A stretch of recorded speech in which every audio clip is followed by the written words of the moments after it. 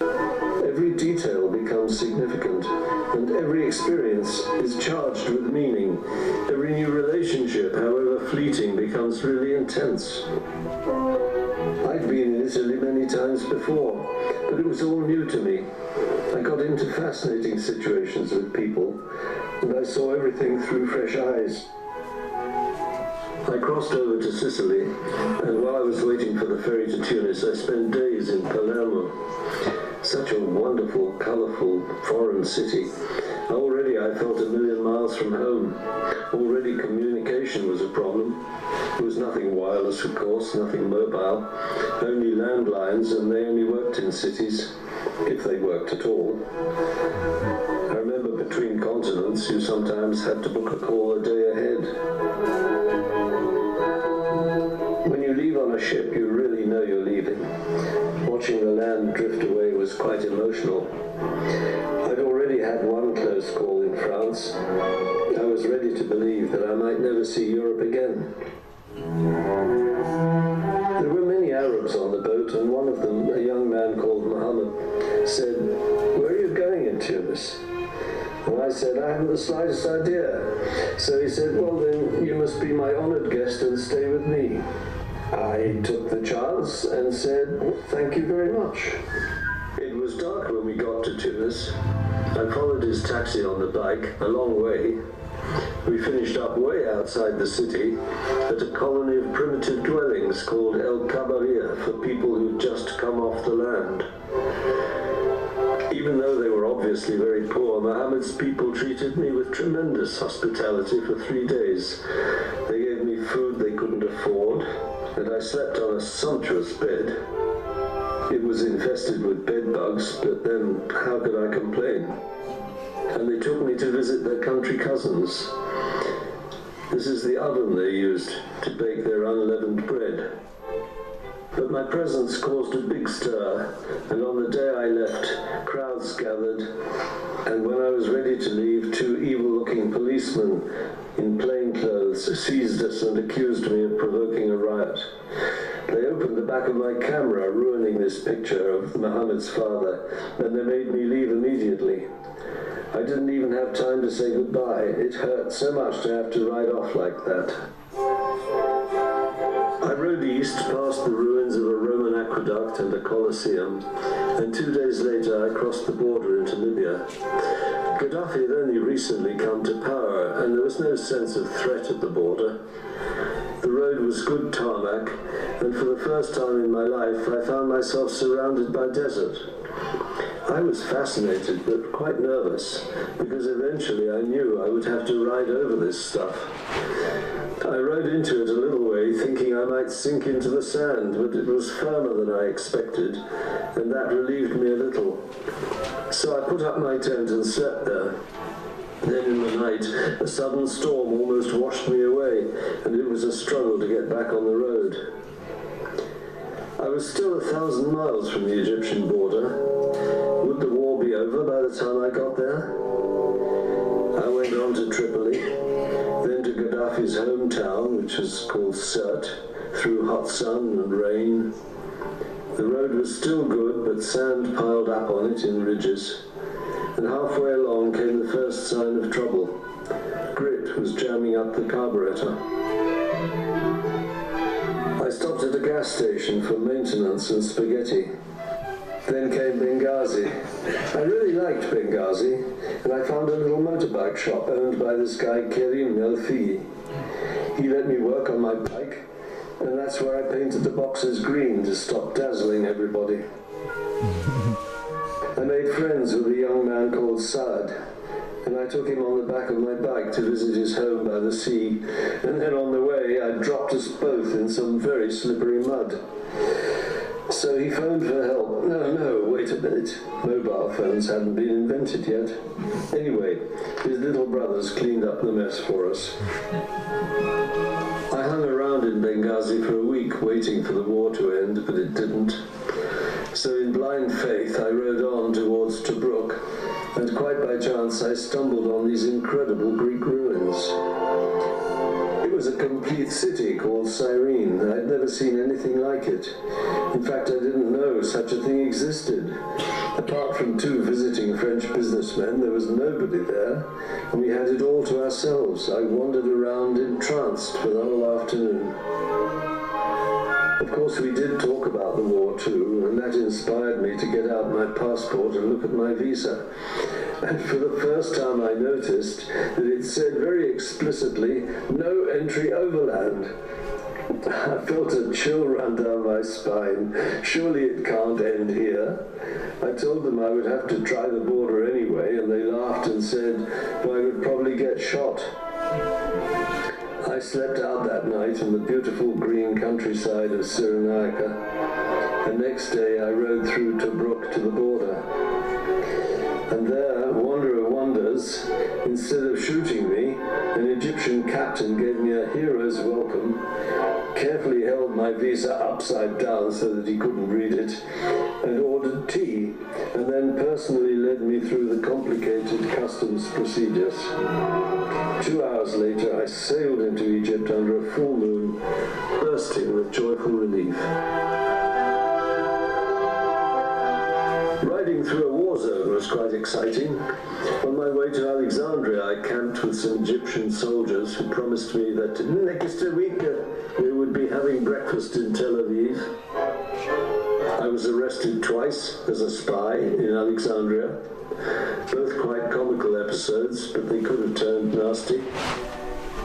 What did turn nasty was the problem that started on the road in Libya. Smoke poured out of the pipes. Even I knew something was wrong. I had to take the barrel off and replace a piston. Very scary work for a novice mechanic with nobody to ask. These guys let me work in their garage, and they kept me going with cigarettes and food from a street stall. I took 2 days over a job that should take 2 hours. From Alexandria, I went on to Cairo, and someone had tipped me off to a great little hotel in Cairo called the Golden. The manager, Amin, had a brother in Brazil and wanted to go there himself, and he asked me to take his father's ceremonial sword, so I tucked it in alongside the umbrella. You can see it there in its sheath. The army wouldn't let me ride up the Nile to Aswan. I was bitterly disappointed. No Luxor, no Valley of the Kings. I consoled myself by visiting the pyramids, and that was really fabulous. Obviously the war had frightened off the tourists, and I had the pyramids all to myself. I found 2 young camel drivers with nothing to do, and we played together all afternoon. The names were Faris and Mondor, and the camel was called Jack Hulbert. I had no money to spare, so they took a pair of my socks as a keepsake. The moral is obvious. If you want to visit one of the wonders of the world, wait till there's a war on. We took lots of pictures, and one of them ended up as the cover of one of my books. The overnight train to Aswan arrived at about 2 miles away from the ferry, which was going to float me across the lake to Wadi Halfa. I had to ride down some stone steps to the quayside, and I miscalculated rather badly and bounced off into the bushes. I think it affected my judgment. I forgot to change money, and I ended up on the boat with Egyptian money that nobody wanted. I couldn't buy food, and in those days the journey took 3 days and 2 nights, so I almost starved. Managing money was always a problem. Most countries then had strict currency controls. ATMs didn't exist, of course, and credit cards were useless. If you had money sent to you by wire, the bank would only give it to you in the local currency, so every time you crossed a border, you'd lose a packet on the exchange. The best way was to carry cash, but I hadn't learned that lesson yet. I had traveller's checks, and they were useless on the ferry. In 1973, Lake Nasser was still filling up, and there was no real ferry, only 2 small boats, each quite different from the other, shackled together. The whole assembly was driven by 1 donkey engine and a paddle wheel, and my bike was supposed to go on the boat furthest from the quayside. A posse of very small Egyptians manhandled it up and down gangways, over rails and through passages, and they almost dropped it into the Nile between the 2 boats, which might have been the end of the journey for me. Most of the passengers were Nubian camel drivers. They drove their animals from Sudan to the markets of Egypt and came back on the boat with their tack. They were very friendly and we had a lot of fun together. Most people spoke a smattering of English in those days, and we used to joke and mess around on deck during the day. I still had a tape recorder with me, and they liked singing, so I asked them to perform for me. How I wish now that I'd taken more pictures.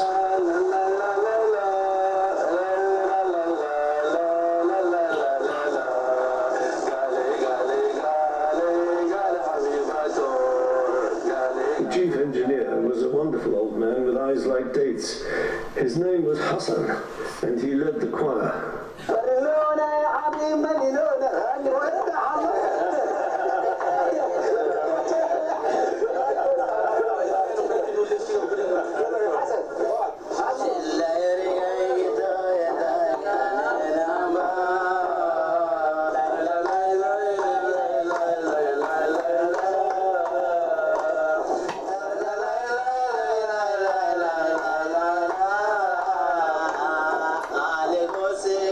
Even on this ramshackle ferry, there were class distinctions.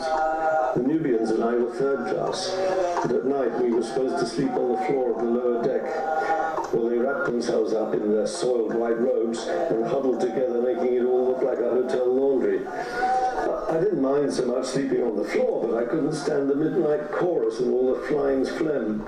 All through the night they were clearing their throats with explosive retching noises. I crept away to the other boat and slept on the tin roof with the first-class passengers. They included a mysterious Turk who gave us our only episode of drama. In the middle of the trip, he started whirling like a dervish, glaring and pointing at people, me included, and jabbering excitedly in tongues, but he subsided in the night, and in the morning he was as quiet as a lamb.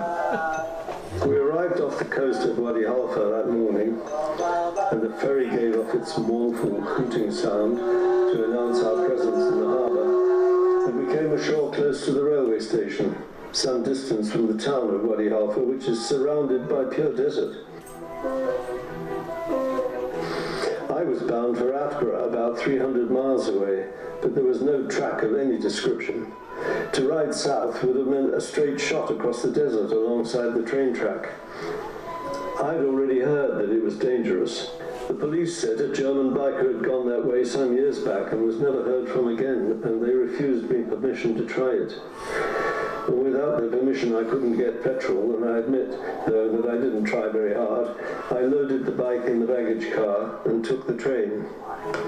Unlike Egypt, everything was quite relaxed. The train in those days was pleasant and efficient, and we came to Atbara in the late afternoon. A rather ponderous Dutchman and his wife were on the train with me. They'd heard about a cheap hotel in town, and I followed their taxi. It had a fancy brick facade, but the room at the back was just a concrete cell opening onto a porch, and a rather ragged garden with metal furniture scattered about. There were 5 raffish-looking Arabs in dusty robes sitting at a table smoking reefers and drinking date sherry. They beckoned, so I went and sat with them and drank a glass, and they